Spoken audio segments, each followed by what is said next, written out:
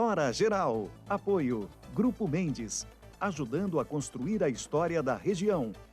E Livre Isenções. Carro 0 km com isenção de impostos. Só na Livre. Ligue 013 3500 6210.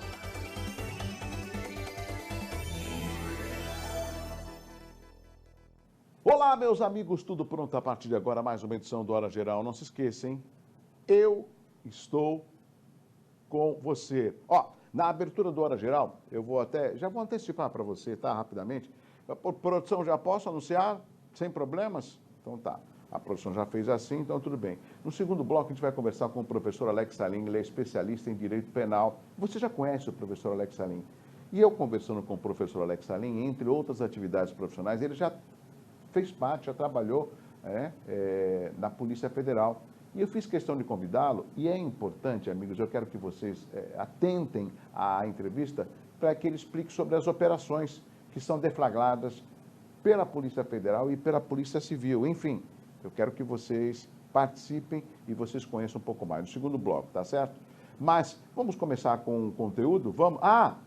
Posso já anunciar também, produção? Produção, posso? Não? Bom, então tá. E amanhã a gente tem uma entrevista com o Jorge Jorge. Ele é astrólogo, né? Eu sei que você gosta sempre de saber do seu signo, as previsões para 2022, isso no programa de amanhã, tá bom? Bom, na abertura do Hora Geral de hoje, atenção, atenção, a respeito do carnaval e a informação que nós temos, já estamos até com imagens na tela, São Paulo cancela carnaval de rua em 2022. Após reunião nesta quinta-feira, a Prefeitura de São Paulo decidiu cancelar o carnaval de rua deste ano. Até o momento, os desfiles das escolas no Sambódromo, no AMB, estão mantidos. Só o de rua que foram cancelados. A Prefeitura de São Paulo também irá formular um protocolo rígido com medidas para combater a disseminação do vírus durante o período. Além de São Paulo, né, é bom deixar bem claro, outras 12 capitais cancelaram o carnaval de rua. Campo Grande, Cuiabá, Teresina, Belém, Fortaleza, Salvador, Rio de Janeiro, Florianópolis, Curitiba, São Luís, Recife e também Maceió. Sabe, amigos, eu quero até fazer uma pontuação muito rapidamente. Eu ouvi uma entrevista no dia de ontem do governador João Dória, e o governador apenas sugeriu para que as prefeituras, que são as responsáveis de cancelar ou não o carnaval, que elas tomem mais atenção, verifiquem com calma. Desculpa, governador João Dória, eu acho que essa é uma oportunidade que o senhor deveria de reiterar a sua liderança como governador do estado de São Paulo. Sabe por quê? Porque por mais que o senhor faça o alerta, mas deixe na mão das prefeituras, é importante, né, externar, falar da responsabilidade que os chefes do executivo terão se de repente forem favoráveis ao carnaval de rua, né, onde é natural a aglomeração de pessoas. A gente já viu no Réveillon o que aconteceu, que é natural. Agora, tudo isso, eu gosto de carnaval, mas há necessidade de um momento que nós estamos de termos a responsabilidade, né? Por exemplo, aqui na nossa região, que é a metropolitana, Praia Grande teve a queima de fogos, né? E vai ter shows. É necessidade de verificar se isso vai implicar ou não, né? Se a gente voltar rapidamente em fevereiro de 2020, a gente viu, né, a quantidade de blocos de rua em São Paulo. Mês seguinte, o que aconteceu? Explodiu de casos de pessoas infectadas com a Covid-19. Eu não quero olhar para trás, mas a gente tem que aprender um pouco com aquilo que aconteceu e evitar, né, que o pior retorne a acontecer. Então, muita cautela. E, prefeito de São Paulo, se fosse o senhor também, não demoraria para fazer uma reflexão com relação ao cancelamento também do desfile no Sambódromo, que é natural a aglomeração de pessoas. Essa é a minha análise. Às vezes o político fica receoso de falar, poxa, eu vou falar isso, mas aí a população vai contra mim. O que será que a população vai mais contra? Uma irresponsabilidade de um chefe do executivo que permite algo que vai provocar um aumento de casos da Covid-19, ou um prefeito cauteloso que suspende como uma pessoa responsável e espera o momento oportuno para retomar a normalidade? São reflexões simples que cabem ao chefe do executivo, né, ter discernimento e responsabilidade. na hora de comandar e de usar a caneta. Bom, 981701434, esse é o WhatsApp do Hora Geral. Meu amigo Marcelo Garuti, da RM Contabilidade e Auditoria. Garuti, você sempre traz novidades para os nossos amigos do Hora Geral. Qual a novidade do programa de hoje? Olá, Marcelo. Olá, amigos do Hora Geral. Douglas, tudo bem? Hoje eu trago uma notícia aí interessante para o pessoal que tem ensino fundamental.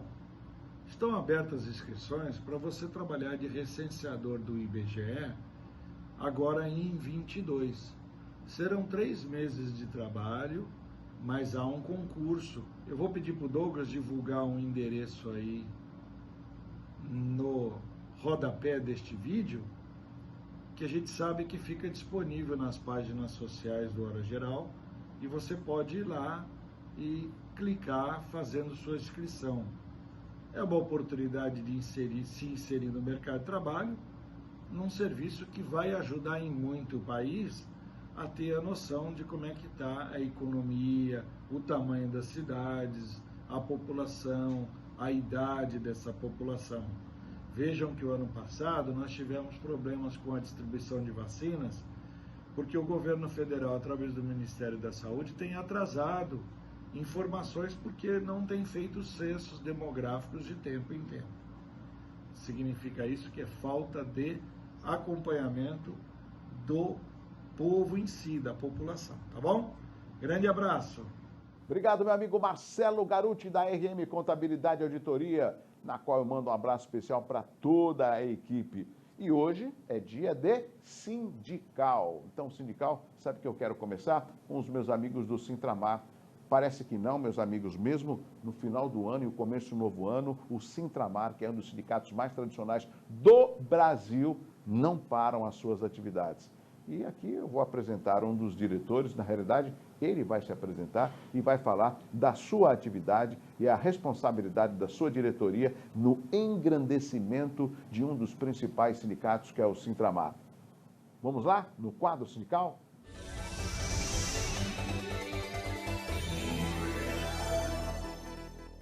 Olá pessoal do Hora Geral, tudo bem? Eu me chamo Fábio Firmino, faço parte da diretoria. Estou como hoje diretor de ponto, tá? E o trabalho do diretor de ponto, como vocês estão vendo na imagem, é da seguinte forma. A escala nesses pontos são às 6h30 da manhã, meio-dia e 30 e às 18h30. Nessa escala, o trabalhador ele vem para se enganjar no trabalho com a sua carteira preta, né, e coloca no quadro. Este quadro, a gente faz um rodízio dentre os trabalhadores e cada um que sai para o trabalho, sai com a sua carteira direitinho, bacana, vão para as empresas, executam o trabalho e voltam para suas casas, né? E esse é o trabalho do Sintramar. Tá? Se caso a pessoa não tiver a carteira, ele não sai, ele não se enganja no trabalho. Por quê? Porque nesta carteira tem um código e é deste código que é gerado, né, o nome do trabalhador e tudo mais aqui no Sintramar, ok? Então, esse é o trabalho do Sintramar e dos trabalhadores do Sintramar. Me chamo Fábio Firmino, estou como diretor de ponto. Agradeço aí a Hora Geral. Douglas, muito obrigado pelo espaço. Aos trabalhadores, um grande abraço. Tudo de bom. Obrigado, meus amigos do Sintramar. Um abraço especial ao presidente Francisco Erivan Pereira. Por falar em quadro sindical, hoje é dia também de acionar o professor Itamar, ele que é o presidente do Sindicato dos Administradores de Santos e tem sempre um tema polêmico, mas ele explica, mas ele fala, mas ele comenta. Olá, professor Itamar. Olá, amigos do Hora Geral, professor Itamar, meu grande amigo Douglas. Hoje vou falar sobre estágio nos cursos de administração. Com o advento da pandemia, eu comecei a ficar um pouco preocupado de como essa atividade complementar deveria estar sendo feita. Automaticamente, provavelmente, o Ministério da Educação deva ter cancelado essa atividade complementar. Mas eu vou colocar aqui uma questão que é importante, porque como é esse estágio, né? Geralmente, se tivéssemos na normalidade, nas faculdades e nas universidades, esse aluno ele faria o estágio nas empresas através de um convênio da universidade ou da faculdade com as empresas no Brasil, no sentido de que esse estágio seja uma atividade complementar, mas na praticidade do curso. Só que tem algumas coisas que tem que ter cuidado. Por exemplo, você não vai pegar um estagiário de biologia e colocar ele para fazer estágio em RH. E essas coisas a faculdade, a instituição de ensino superior deve controlar e deve fiscalizar. O que a minha ideia é o seguinte: com o advento da pandemia, provavelmente esse item não esteja acontecendo, tá certo? Então, a gente poderia resolver da melhor maneira, da seguinte maneira: a gente elaborar um programa de estágio no sentido de que esse programa de estágio seja de uma praticidade total. Por exemplo, nós temos mecanismos de controles, temos apostilas de controles. Vou dar um exemplo aqui que poderia ser feito um trabalho de atividade complementar como estágio para o aluno, que é o seguinte: por exemplo, você vai trabalhar numa empresa, você participa lá no RH na folha de pagamento, você verifica como é que faz os levantamentos de cartão ponto, o que paga, o que não paga, tem um sistema e tal. E isso tudo é feito através de sistemas e é gerado uma folha de pagamento. Então, esse estágio mostra como é feito isso. Então, poderíamos fazer um relatório de estágio para complementar essa atividade complementar que está sendo prejudicada devido à pandemia, de elaborar um passo a passo de controle de folha de pagamento. Existem apostilas nesse sentido, de auditoria, que mostram os passo a passo desse tipo de trabalho em folha de pagamento. Então, eu estou dando essa ideia para as universidades e para as faculdades, para que possa resolver e não deixar essa atividade complementar do aluno em aberto. Essa é a ideia. Qualquer dúvida, através do WhatsApp do Hora Geral, professor Itamar, trazendo mais alguma ideia que possamos estudar e resolver da melhor maneira. Até o próximo programa. Valeu, professor Itamar. Um abraço para o senhor e para toda a sua equipe aí, o Sindicato dos Administradores de Santos. Bom, amigos, antes de chamar o intervalo, vamos chamar o Celso Vernizzi, que é o Homem do Tempo. Olá, Celso! Olá, Douglas. Hora geral, tempo instável, hein? E a situação do tempo vai continuar assim. Choveu muito nesta quinta-feira, ainda vai chover muito nos próximos dias. Tempo instável por causa de frente fria e toda aquela situação que é mostrada na foto do satélite. Tem muitas nuvens que vêm do mar em direção ao continente, se juntam ao canal de umidade que desce lá do norte e centro-oeste e chega até aqui o sudeste. Portanto, é chuva a qualquer momento. Pior ainda é que chuva forte em áreas de risco que já estão encharcadas com tanta chuva que aconteceu. Riscos continuam, muita atenção, muito cuidado, qualquer sinal de alteração por aí, 199 Defesa Civil. Tempo instável, guarda-chuvas à mão, capa, galocha e provavelmente barco em alguns lugares, tomara que não. Grande abraço, Douglas, tchau! Obrigado, meu amigo Celso Vernizzi, o Homem do Tempo. Ó, rápido intervalo comercial, na sequência vamos conversar com o professor Alex Salim. Tudo certo, produção? É rápido o intervalo? Um rápido intervalo, na sequência o professor Alex Salim, que é especialista em direito penal, né, vai explicar como que surgem as operações capitaneadas pela Polícia Federal e Polícia Civil. Qual o intuito dessas operações? Qual o tempo de duração de uma operação? Quando que elas começam? Enfim, esse e outros assuntos nós vamos estar conversando com o professor Alex Salim, mas tudo isso depois do intervalo. Eu volto já com o Hora Geral.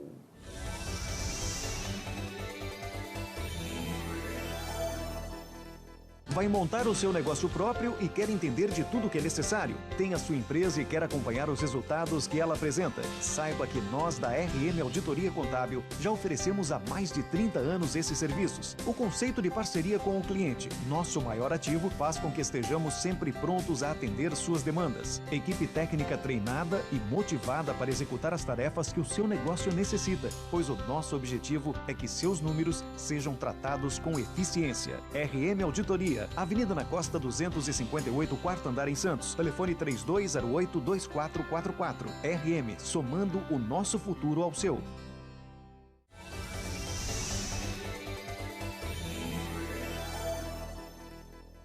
Olá, Douglas Gonçalves. Olá, amigos do Hora Geral. Eu sou o doutor Eduardo Oliveira e estou aqui para tentar te responder algumas questões voltadas ao direito do consumidor. E a pergunta hoje vem do Alberto de Vicente de Carvalho. Fiz um empréstimo e o gerente pediu para eu comprar um título de capitalização. Eu sou obrigado a comprar só porque pedi um empréstimo? Muito obrigado, Alberto, pela sua pergunta. E a resposta é não. Você não é obrigado a adquirir nem capitalização, nem seguro, nem qualquer produto, só porque você está solicitando um empréstimo. Inclusive, essa prática abusiva ela é vedada no Código de Defesa do Consumidor, no seu artigo 39, inciso 1º. Mas devemos prestar muita atenção se formos ingressar com uma ação. Por quê? Olha só, pessoal, nós devemos comprovar que realmente houve essa prática abusiva. Como? Através de documentos. Pode ser um e-mail, pode ser de repente uma mensagem do WhatsApp, onde o gerente está te obrigando, né, falando assim, olha, eu só vou te dar esse empréstimo se você adquirir este produto. Para quê? Para comprovar ao judiciário que realmente houve essa prática. Assim, evitaremos de ter ações judiciais julgadas improcedentes, como muitos já vem acontecendo, porque o consumidor simplesmente alega que houve essa prática abusiva e não comprova. Tá bom, pessoal? Obrigado pela pergunta. Douglas, estou à sua disposição, a todos os nossos telespectadores. Mande a sua pergunta aqui para o nosso WhatsApp que está na tela aqui do nosso programa e a gente vai estar tentando te responder. Grande abraço, pessoal. Até mais. Já estamos de volta para o segundo e último bloco de hoje do Hora Geral e nós vamos conversar com uma figura que sempre foi chamada e convocada e sempre atendeu o Hora Geral, que é o professor Alex Salim. Quer ver o professor Alex Salim? Olha ele ali. Tudo bem, professor Alex Salim? Feliz Ano Novo! Oi, Douglas, tudo bem? Um ótimo 2022 para você, sua audiência e toda a equipe. Professor Alex Salim, obrigado mais uma vez pela atenção e eu já quero reiterar mais uma vez, né, a sua participação aqui no Hora Geral durante todo esse ano. E qual a razão de eu ter convocado? O senhor, além de professor universitário e especialista em direito penal, se não me engano, o professor, numa das nossas conversas, um cafezinho ali, acolá, o senhor falou que também já chegou a atuar na Polícia Federal. Procede? Isso mesmo, Douglas. Dentre meu currículo aí passa da área de saúde pelo direito. Eu também tive a minha formação na Academia da Polícia Federal. Foi uma experiência muito interessante e posso colaborar aí com os questionamentos que você vai me trazer a respeito disso. Então, o meu questionamento é o seguinte: qual a finalidade dessas operações? Nós temos ouvido muitas operações, né? Operação Prato Feito, Operação Lava Jato, uma emblemática para que o telespectador e o internauta possam entender. E algumas dessas operações são capitaneadas ou pela Polícia Federal ou pela Polícia Civil. Como que surgem essas operações e qual a finalidade delas, professor Alex Salim? Bem, Douglas, tanto na Polícia Federal quanto na Polícia Civil, né, porque a diferença entre as duas polícias simplesmente são as matérias que elas cuidam. A Polícia Federal trata muito mais aí de questões tributárias, lavagem de dinheiro, evasão de divisas, né? Já a Polícia Civil cuida de matérias mais regionais, estaduais, enfim. Mas tanto na Civil quanto na Federal, as operações elas não surgem do dia para a noite, né? O delegado não acorda simplesmente e fala assim, bem, hoje eu vou fazer uma busca e apreensão na casa de alguém. Não, isso é uma construção de meses. Então os policiais recebem informações, seja por delações anônimas, né, disque denúncia, seja porque eles estão fazendo outra investigação e ali eles percebem indícios de novos crimes, ou por uma interceptação telefônica que está sendo feita e coletam dados, né, de crimes que estão acontecendo, enfim. Então essas informações vão chegando para a Polícia Civil ou Federal. A partir daí, né, o delegado determina diligências, né, ou seja, a atuação dos seus policiais em campo. Eles vão coletando essas informações até que no momento apropriado o delegado informa isso ao Ministério Público e ao Poder Judiciário. Tudo é analisado e o juiz ele autoriza, né, a operação acontecer através de mandados de busca e apreensão. Então, existe nessas operações, até que elas sejam iniciadas, né, que a gente vê na televisão, olha, 6 horas da manhã, o japonês da Federal bateu na casa de alguém. Não foi por acaso. Tudo isso teve ali um levantamento de campo, passou pelo Ministério Público, passou pelo crivo do Poder Judiciário, que vai ou não autorizar aquela operação. Uma vez autorizada, com ordem judicial, aí sim as equipes policiais saem das delegacias, né, e vão cumprir essas ordens judiciais. Normalmente, mandados de busca e apreensão. Funciona mais ou menos assim. Agora, essas operações, elas têm um prazo determinado para serem concluídas ou entrar em ação, ou dependendo da investigação, elas podem ter um tempo mais elástico, né, de acordo com as investigações, professor? Sim, o Código de Processo Penal, dependendo da natureza, né, da operação, por exemplo, nós temos interceptações telefônicas em andamento. A lei diz que elas têm um prazo de 15 dias, mas, uma vez esgotado o prazo, havendo necessidade, o delegado chega lá, conversa com o Ministério Público, conversa com o juiz, explica, olha, existem aqui conversas, nós precisamos prorrogar a diligência, e isso o juiz vai autorizando essas prorrogações para poder coletar essas provas, né, para que ao final tudo isso se transforme aí em um processo, e aí novamente, né, o acusado vai ser ouvido pelo juiz, as testemunhas, os documentos vão ser levados aos autos, e ao final o juiz vai tomar ali a decisão condenatória ou não, de acordo com essas provas que foram coletadas. Agora, professor, a gente também ouve muito, principalmente a população falando, isso não vai dar em nada, isso vai dar em pizza. E quando a gente ouve isso, a gente acaba desacreditando no poder de investigação e, ao mesmo tempo, incentivando o aumento da impunidade. Ou seja, achar que alguém que cometeu um crime não vai ser punido, não vai prestar contas à justiça. O senhor diria que isso tem mudado nos dias de hoje e talvez a rapidez que a população quer não é a rapidez da justiça? Veja só, Douglas, o Código de Processo Penal, que é um instrumento, né, utilizado tanto pela polícia quanto pelo promotor e pelo Poder Judiciário, ele vem sofrendo reformas e dando mais velocidade a esses processos. Né? Para você ter uma ideia, né, nós estamos agora em 2022, nós vamos pegar 2021. Eu cheguei lá por agosto, setembro, a analisar em segunda instância processos que tinham sido julgados em primeira instância de crimes cometidos em maio do mesmo ano. Ou seja, houve sim um aprimoramento dos instrumentos processuais e uma grande velocidade. Com relação à impunidade, é claro, né, constantemente aqui no seu programa, eu afirmo, né, a gente trata de mudanças na lei de execução penal, nós falamos aí, salvo engano, na última entrevista, a respeito do indulto de Natal, da saída de Natal dos presos, né? Nós conversamos. Claro que esses instrumentos processuais, eles precisam ser aprimorados. Isso é que dá a sensação de impunidade para a população. Obviamente que o Congresso Nacional tem que sofrer, quando eu digo pressão, é pressão no sentido positivo, né? O eleitor lá, mandar e-mail para o seu deputado, cobrar nas redes sociais, a melhoria desse sistema.